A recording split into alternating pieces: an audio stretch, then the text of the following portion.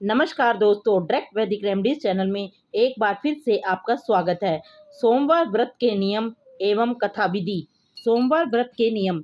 सोमवार का दिन भगवान शिव को समर्पित है। इस दिन अगर व्रत किया जाए तो व्यक्ति की सारी मनोकामना पूरी होती हैं। तो सोमवार व्रत करने के नियम कुछ इस प्रकार हैं। सोमवार व्रत करने के लिए सबसे पहले आपको प्रातः काल में जल्दी उठकर स्नान करना है और उसके बाद आपको साफ सुथरे कपड़े धारण करने हैं। उसके बाद आपको किसी भी शिव मंदिर में जाकर शिवलिंग पर जल चढ़ाना है तथा जल चढ़ाने के बाद शिव पार्वती की आराधना करनी है।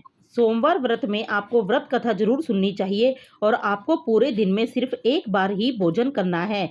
आप इसमें फलाहार भी कर सकते हैं।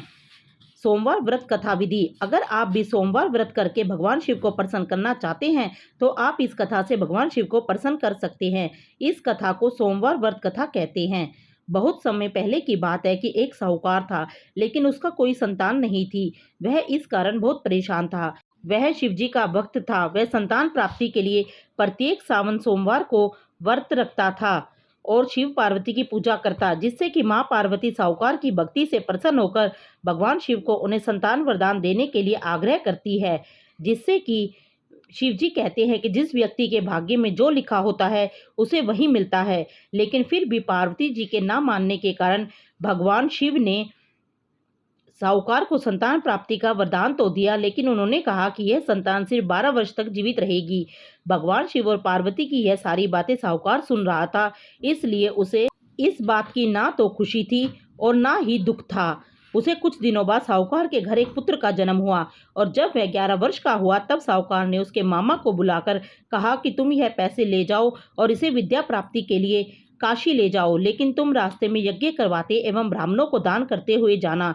तभी वह मामा और भांजा ऐसे ही यज्ञ कराते और हुए काशी की ओर जाते हैं। तभी एक नगर होता है जहां एक राजकुमारी का विवाह होता है, लेकिन वह राजकुमार काना होता है।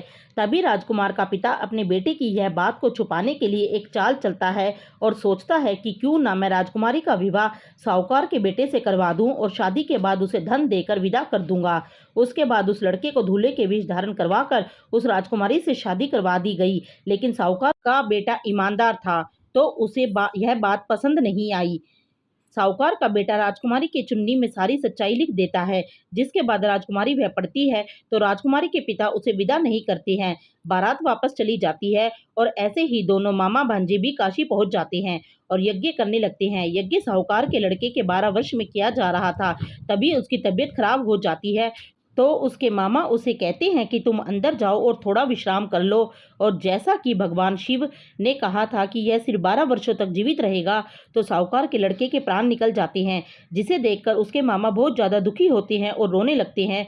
तभी वहाँ से शिव और पार्वती जा रहे होते हैं। तभी पार्वती कहती है कि मुझे इनका रोना सहन नहीं हो रहा है, तो कृपया इनकी समस्या दूर करें।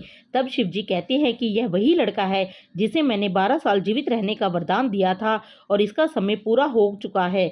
लेकिन पार्वती जी नहीं मानती है और इन्हें वापस जीवित करने की आग्रह करती है।